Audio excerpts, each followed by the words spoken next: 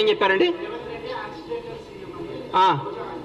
రోజా గారి గురించి, రోజా డైమండ్ రాణి, ఆమె గురించి ఏం మాట్లాడతాం? ఆమెకు సీట్ వస్తుందో రాదో డౌటు.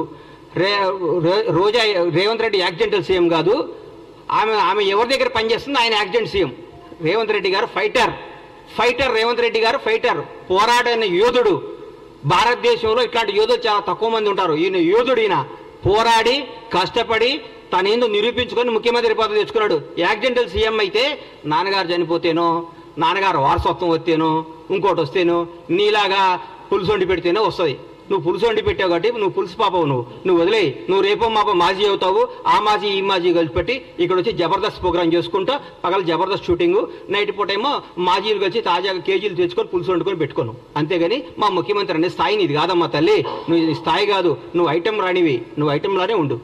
ఎందుకు? మేము పగలగొట్టిన మేడిగడ్డ ఎట్లా చూసుకోవడానిక, మేము దోసుకున్న మేడిగడ్డ ఎట్లా ఉందో చూసుకోవడానిక, మేము బీటీలు బాడిపోయిన మేడిగడ్డను చూసుకోవడానిక, అన్యాయం చేసిన కాళేశ్వరం చూసుకోవడానిక, అక్రమాలు చేసిన కాళేశ్వరంలో ఏమేమి తప్పులు ఎట్లా వస్తాయో దీనికి ఎట్లా ఆన్సర్ ఇవ్వాలని వాళ్ళ ఎమ్మెల్యేలని వాళ్ళందరినీ తీసుకొని చూపించడానిక.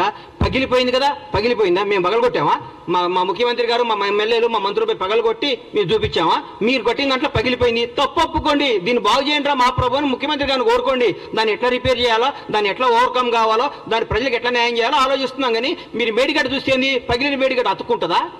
ఎట్లా? ఎందుకు? చూడండి, తప్పేముంది? మొన్నే రమ్మన్నారుగా ముఖ్యమంత్రి గారు మిమ్మల్ని అందరినీ ప్రతి ఒక్కరిని ఆహ్వానించారు కదా. ఆ రోజు తప్పించుకొని ఈ రోజు వస్తా అంటే మీరు ఎప్పుడైనా రండి. ఎవరిని? సీఎం గారు రాష్ట్రానికి ముఖ్యమంత్రి, బీఆర్ఎస్ పార్టీలో ఆయన ఎంప్లాయ్ కాదు. బీఆర్ఎస్ వాళ్ళు ఈయన చెప్పినప్పుడు వాళ్ళు రావాలి. చెప్పండి, రోజు ముఖ్యమంత్రి గారు టైం తీసుకోండి, ముఖ్యమంత్రి గారు వాళ్ళు తీసుకుని పోతారు, మళ్ళా చూపిస్తారు. మా ప్రజాప్రతినిధులు అందరూ మా ముఖ్యమంత్రి గారి నేతృత్వంలో అందరినీ తీసుకుని పోతారు. మీరు టైం చెప్పేందుకు రారు. మార్చి 1వ తారీఖు పని ఉందని చెప్తాం కాదు కదా. ఒకరోజు టైం పెట్టుకోండి, ముఖ్యమంత్రి గారిని రండి, సార్ మేమేం తప్పు చేసాం చూపించమనండి. ఆయన పక్కాగా తీసుకుపోయి మీ అన్ని సమస్యలు చూపిస్తాడు మీకు ఆయన. థ్యాంక్ యూ అన్న.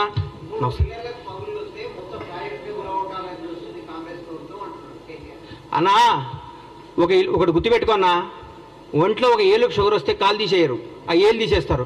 ప్రాజెక్ట్ ఏం కూలగొట్టాలని చూడలేదు, దాన్ని రిపేర్ చేస్తే ఆ ఏళ్ళు తీసేస్తే పెరగకుండా చూస్తున్నారు. ఆ 3 పిల్లలతో బాగవుతుందని, 3 పిల్లలు బాగు చేస్తే బాగవుతున్నాను రాసిమనండి. రేపొద్దున పెద్ద విపత్తు వస్తే కూడా మాదే బాధ్యతను రాసిమనండి. ఒకవేళ పొరపాటు మేడిగడ్డ పగిలిపోతే, మేడిగడ్డ పడిపోయి కొట్టుకోపోతే బీఆర్ఎస్ ప్రభుత్వం బాధ్యతను రాసిమని చెప్పండి. వాళ్ళు చెప్పినట్టు చేస్తారు. రేపొద్దున లక్షల కోట్ల జనం, వేల మంది ప్రాణాలు, కొన్ని కోట్ల ఆస్తులు రెస్పాన్సిబిలిటీ ఎవరు? రాజ్యాంగం. ఎవరు రెస్పాన్సిబిలిటీ? ప్రభుత్వ రెస్పాన్సిబిలిటీ. ఏది మంచో ఏది న్యాయమో అది చూస్తారు. మొత్తం పగిలిపోతే పనికిరానప్పుడు తీసేకేం చేస్తాం సార్? పనికి రానప్పుడు తీసేకేం చేస్తారు? పనికి వస్తే పడగొట్టడానికి పిచ్చోళ్ళు ఇల్లు. పడికి వస్తే ఇంతమందికి ఉపయోగపడేది ఉంటే ఎందుకు పడగొడతారు దాన్ని? మీరు తప్పు చేస్తున్నారు. మీరు 3 పిల్లర్లు వస్తే, మనిషిలో 3 పిల్లర్లు వస్తే రేపు 3 పిల్లలు 30 పిల్లలు కాకుండా దీన్ని అరికట్టాలి. లేకుంటే 3 పిల్లలు రిపేర్ అయితే కథ ఉందంటే బాగొద్దున్నాళ్ళు రాసిమనండి. ఈ మేడిగడ్డ, ఈ కాళేశ్వరం వల్ల ఏ నష్టం వచ్చినా, ఏ విపత్తు వచ్చినా ఏదైనా బాధ్యత మాది అని రాసిమనండి. దాని ప్రకారం పోదాం. రేపైనా పొరపాటు జరగడం జరిగితే కొన్ని వేల ప్రాణాలు, లక్షల ప్రాణాలు పోతాయి, కొన్ని కోట్ల ఆస్తులు అన్యాయం అయిపోతాయి. ఎవరు దానికి రెస్పాన్సిబిలిటీ? నువ్వా కేటీఆర్ రెస్పాన్సిబిలిటీ?